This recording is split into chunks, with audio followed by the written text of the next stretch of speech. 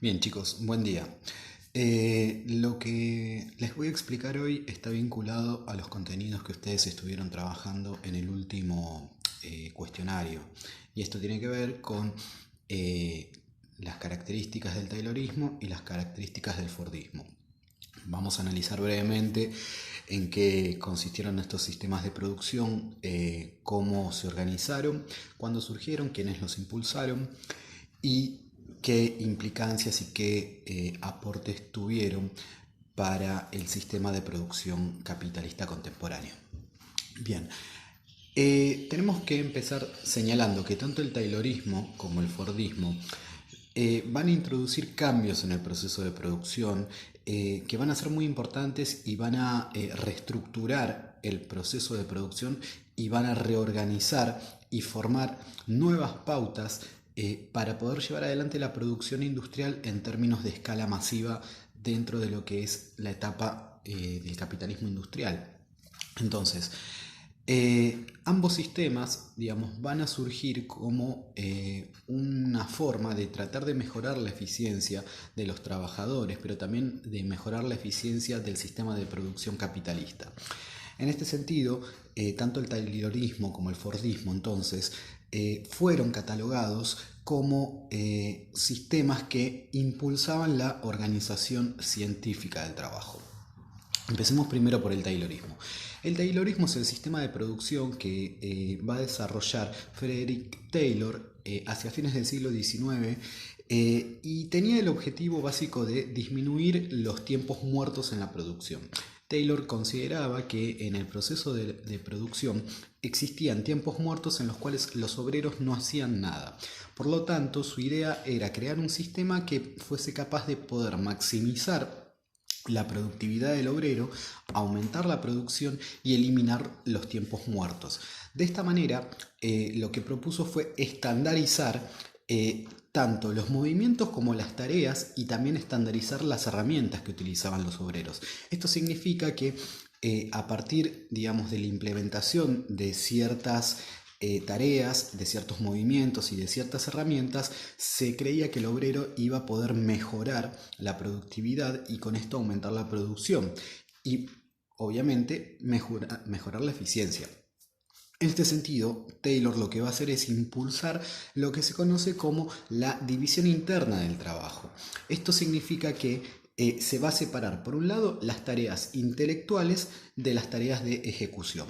Las tareas intelectuales van a quedar en manos de los capitalistas. Serán los capitalistas quienes conciban, quienes piensen en cómo organizar la producción y, por otro lado, quienes ejecuten esta forma de llevar adelante la producción son los obreros. Es decir, que el obrero va a perder la capacidad de poder organizar intelectualmente el trabajo. Y esto es un punto muy importante, porque ahora ya no será el obrero quien piense de qué manera llevar adelante el sistema de producción y organice este sistema de producción.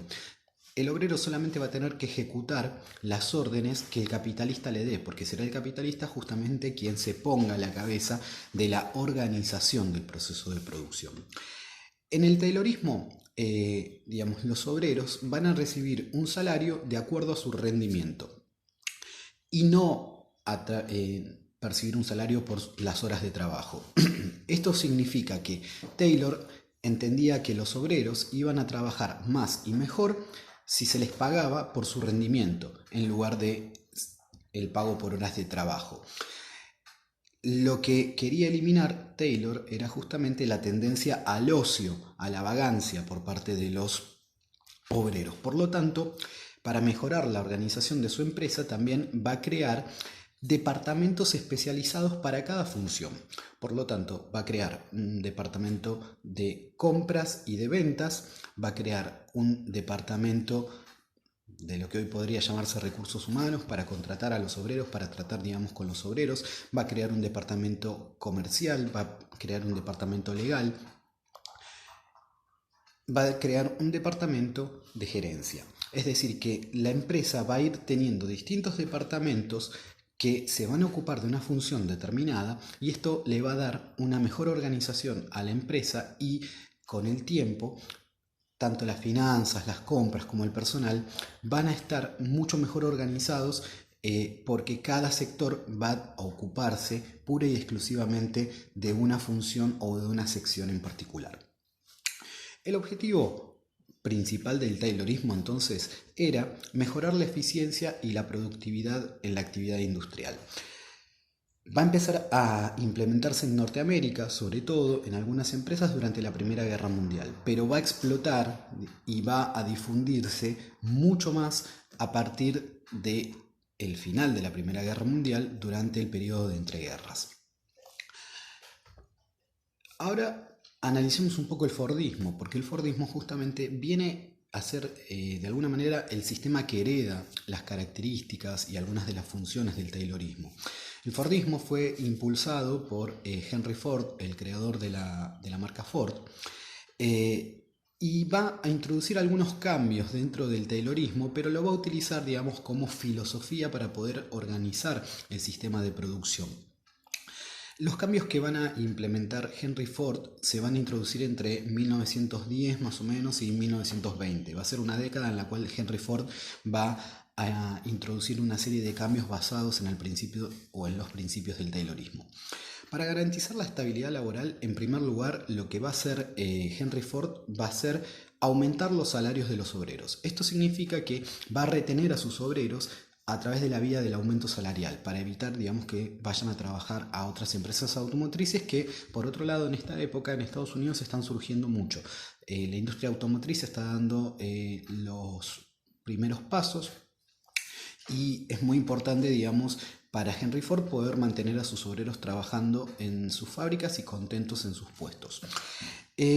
Con el Fordismo lo que se va a profundizar es la división interna del trabajo implementada durante el Taylorismo, es decir, que se van a crear distintas secciones dentro de la fábrica en las cuales los obreros van a tener que ejecutar determinados movimientos, utilizar determinadas herramientas y poseer un determinado conocimiento. Es decir, que se fracciona el proceso de producción.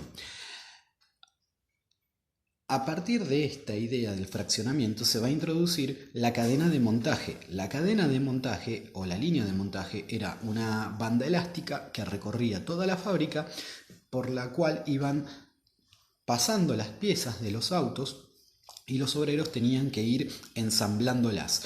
Cada obrero estaba situado en un tramo de la cadena de montaje y tenía que ejecutar siempre los mismos movimientos con las mismas herramientas. De esta manera, los obreros van a trabajar en una parte específica del auto. Por lo tanto, pierden el conocimiento de saber de qué manera se hace un auto en toda su, estructura, sino que solamente algunos obreros saben armar ruedas, otros saben de la parte mecánica, otros saben, pintar el auto, otros ensamblan determinadas piezas, pero no conocen todo el proceso en su totalidad, sino que solamente conocen los movimientos y la tarea que les ha sido encomendada. En este sentido, entonces, el trabajo del obrero se convierte, en una suerte de, movimiento repetitivo y automático que tiene que constantemente producir. En este sentido, los tiempos de producción del obrero se van a ajustar a los tiempos de producción de la máquina. Por lo tanto, vamos a ver que los movimientos son mecanizados, son automáticos y al mismo tiempo se los controlaba. Había en la cadena de montaje una persona con un cronómetro y que iba pasando por cada una de las estaciones controlando el tiempo que tardaban los obreros, ya que un obrero que se atrasaba en la línea de montaje iba a atrasar al resto. Por lo tanto, era muy importante que los movimientos estén aceitados y que la cadena de montaje pudiese, circular siempre sin ningún tipo de problemas.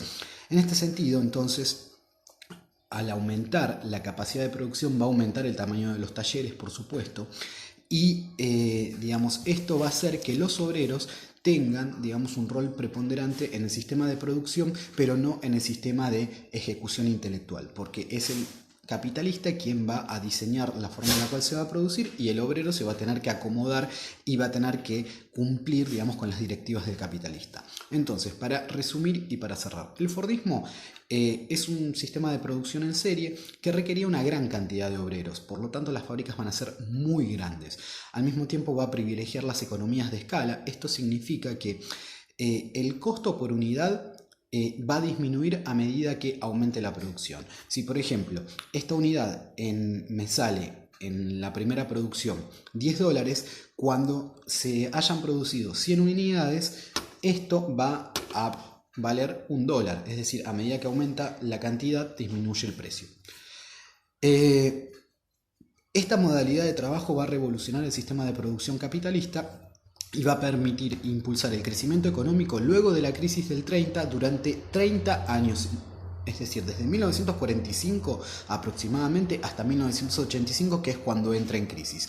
Estos 30 años se los conoce como la edad de oro del capitalismo, que coinciden con la implementación del Fordismo, pero también coinciden con la implementación del estado de bienestar. Fordismo y estado de bienestar van de la mano, porque el Fordismo no puede existir sin el sistema político y legal que le brinda el estado de bienestar. Y el estado de bienestar no puede crecer y no puede desarrollarse económicamente si no es a partir de la organización económica que plantea el Fordismo en cuanto a los sistemas de producción.